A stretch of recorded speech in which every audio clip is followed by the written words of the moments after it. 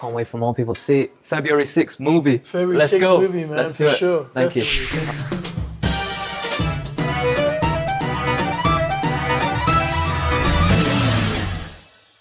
Akinola, Yeah. see you again. Lovely to see you again. Congratulations on the film.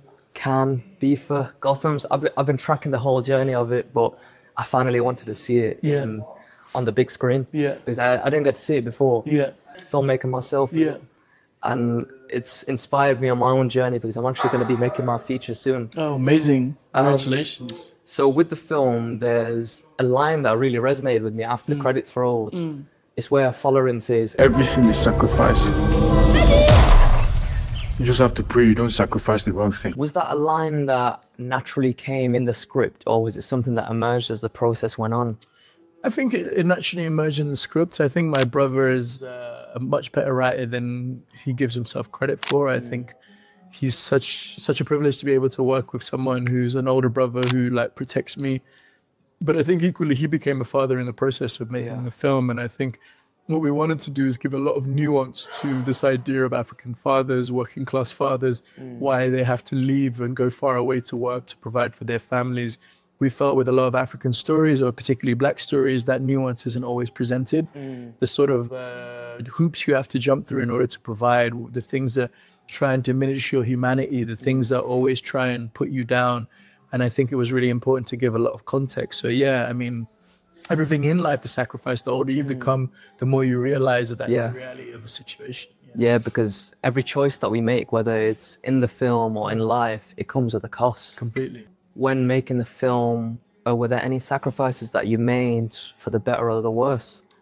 Yeah, I mean, I think as an African filmmaker or first generation migrant in a different place, or someone who's like striving to be a creative in an environment where creativity isn't always like seen as what could be an outlet to a career, I think there's always sacrifices made. I think, you know, for the film and for myself, I think for myself, I started undergoing this move towards trying to work in the film industry, not necessarily a director, but, you know, my mom was very worried about our sort of life choices if we were going to be able to provide for ourselves. Equally, she was also worried about my brother pursuing music, but I think we make those sacrifices because they're things that we love and we care about, and they're places that made us feel seen and able to express ourselves. Yeah. I think for the film, again, similarly, like sacrificing some of the things that my peers and, you know, my generation, I'm a lot older than I look, sort of are socialized to sort of want to acquire at a young age. You know, this idea of like family, children, a house, especially being Nigerian, those are all things that are very central to our culture. But I think when you're pursuing a dream, sometimes you have to pursue it in isolation in order to make people believe. And it's not only really for you, it's so that the next generation can have things a lot easier than we did. But I think to pursue a creative endeavor, any endeavor that it's about expressing yourself, requires a lot of self-determination and sacrifice. Yeah, 100%. And we've seen that you started with the short and now this is your debut feature. To get to this process, as an aspiring filmmaker myself, I've made shorts, but now I want to take that step into the feature. What would you say would be like a little starter pack that you'd give the Akinola starter pack for myself? Well, that's a good one. I mean, I would probably say working with people who care about you and care about the work, not working with people based on reputation. But equally, if you are going to work with people with reputation, I look at their receipts, look at their credits, look for references on how they've worked. I think it's important to understand the business as well, to understand what contingency you have for festivals, what the plan is, like the long-term plans of the film, as opposed to just creating. I think a lot of filmmakers fall short on that and just assume that they make a film that it's going to like travel the world. I think there's a lot of business applied to everything. And if you want to be in an industry, you really have to study it and see the come up of loads of other directors and stuff like that.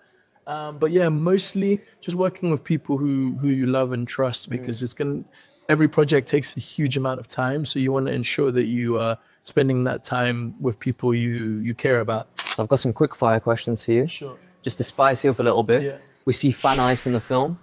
How would you say that compares to like UK ice creams? Like you got your Cornettos, you got your Magnums. Yeah, I would say fan ice is more yogurt Okay. It's like frozen okay. yogurt more than ice yeah. cream. And then in the UK, it's like proper ice cream. But Yeah. fan ice is just something we grew up on. And I'd say for nostalgia, I'd probably pick fan ice. Far nice. And you guys had much on set when you were filming the scene?